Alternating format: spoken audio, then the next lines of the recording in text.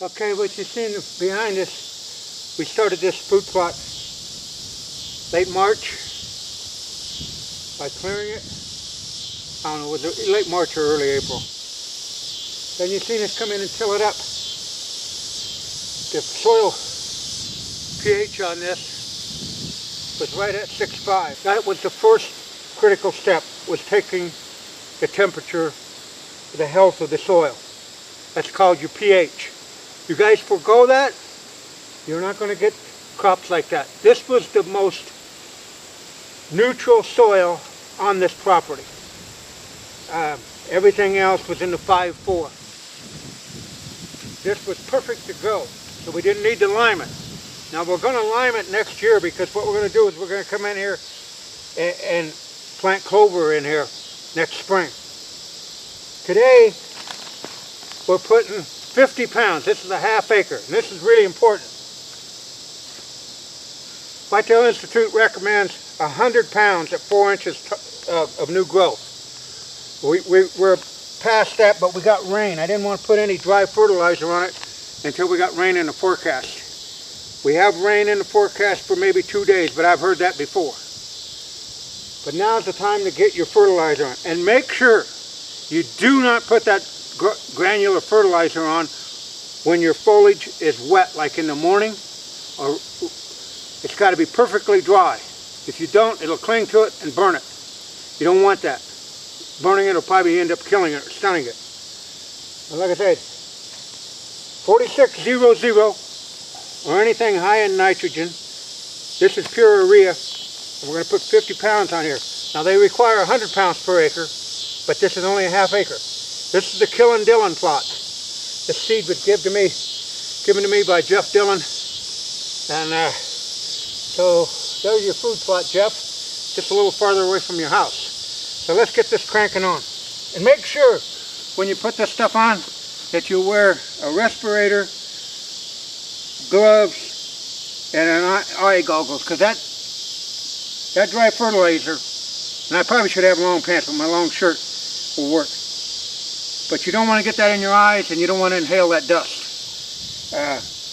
So use some precaution when you're putting it on. Having a little bit of precautions. This stuff, I've unfortunately breathed it before, and it's nasty.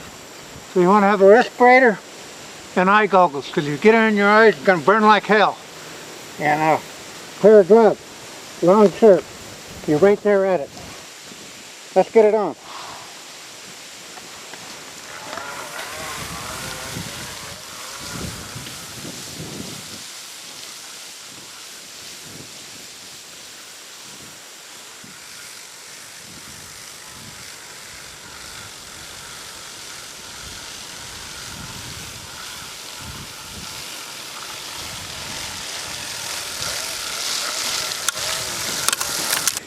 Now, why I got your attention, this was damp down here.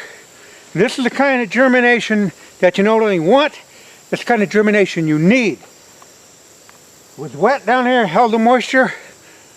The forage got ahead of the weed bank. I'm going to take you up on top and show you less than desirable.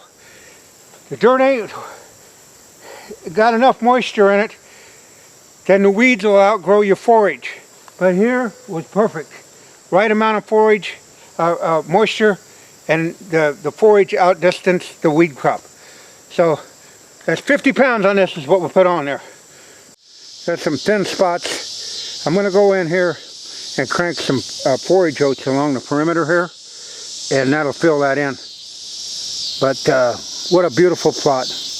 And you've seen it from day one when we started taking the trees out. And I advocate taking those trees out, gleaning the soil as much as you possibly can. And now you can see the results of that.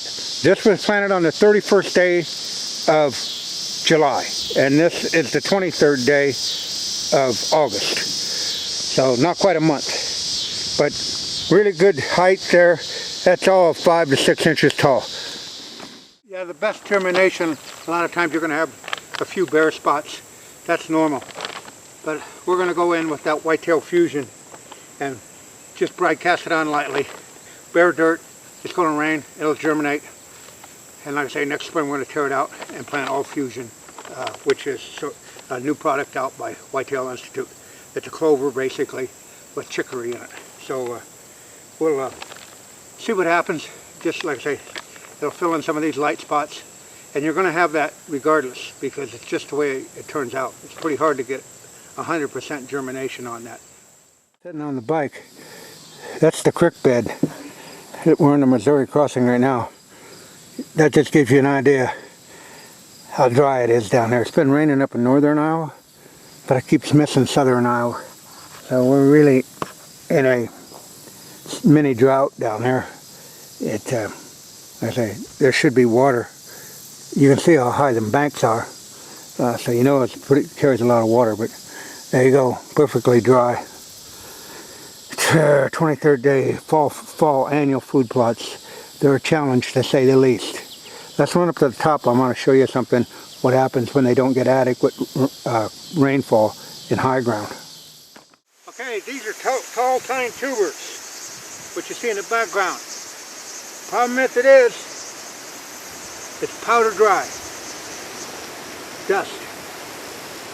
Up here in the dry ground where the wind's blowing, dries the ground out. Here's what happens. Velvetleaf up to the yin-yang.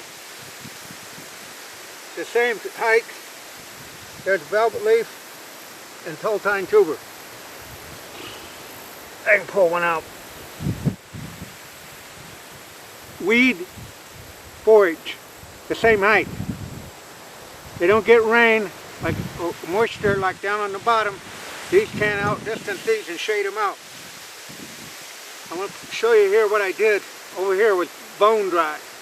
So I just ran the colopactor over it and seeded it with some wintergreens and some forage oats.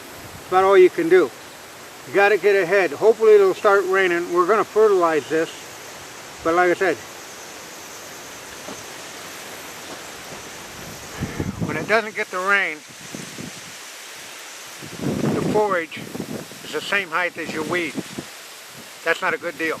But that's what happens in the fall if you don't get adequate rain and in a hurry, because those weeds will outgrow these. These are native. They're to be foreign. These grow like wildflower, that velvet leaf. So what we're going to do is, like I say, I'm going to show you what I did over here. This is where the tall tine tubers did fairly well. There must have been moisture up here, but it's not a very big area.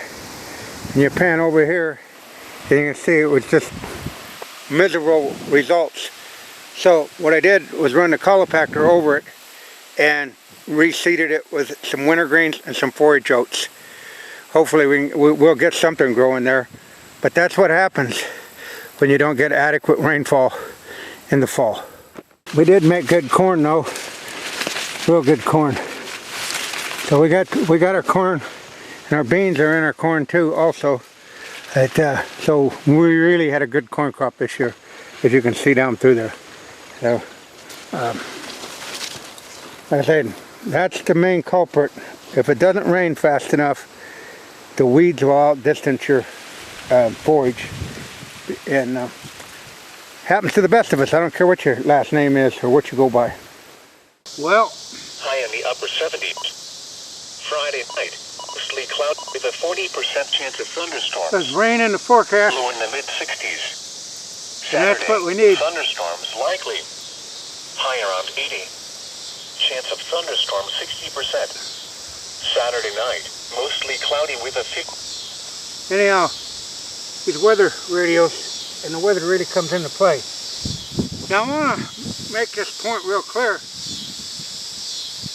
Most farmers are praying for dry falls, especially if low commodity prices. They can't afford to be drying down wet corn. So on their side of the corn, they don't want the rain. The growing season, the beans are made, the corn is made.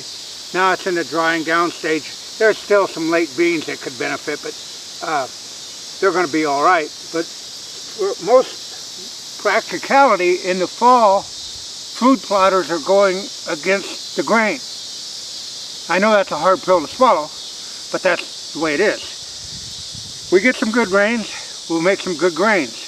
But keep in mind, you got a whole legion of farmers and ag people that are hoping for dry falls. So it reduces the moisture content in the corn and the beans. They dry out naturally instead of having to pay and get docked for having them dried out. So we find ourselves in a predicament when we're trying to grow something which is actually in nature's way of going, is shutting down of the season. And so we're stuck with it. But I want to show you the sky here. We've got a 70% chance of rain tonight. And that sky looks like they're pretty close. But they were like this before. And it skirted southern Iowa. Hit northern Iowa really hard. And Louisiana. I mean, you can have too much of a good thing. But I want to show you something over here. You see those cracks in the ground? It's dry, baby. It's really dry. This is in the shaded area also. So the trees and the vegetation have pulled a lot of moisture out. So when you're trying to grow food plots and you got cracks like that in the shade, well, it can be a challenge. Like I said, after you've seen those cracks in the ground, this video is to help people with their frustrations. It happens to me, it'll happen to anybody in the agriculture industry. In the construction industry, when you're moving dirt, you get wet falls, you get dry falls. But what I'm trying to make clear here is don't feel that you've failed. You didn't fail. You can do everything right, just like up on that top plot. That's why you plant several different plots. So if one doesn't go, the bottom plot down there is going. My perennial is your go-to. The clover plots are beautiful, but that's why just don't get tied up with planting one fall annual, because you know, if you did, you could be like those tall tine tubers up there, and you have to come back in and reload, as Hayden Fry said. So that's it from the non-typical Norwalkian, but don't get down on yourself. Failure is a learning process, and from failures you will learn. And even when you do everything right, if the old man up above don't send you timely rains, you did nothing wrong, because that's the way it is. Down the road later.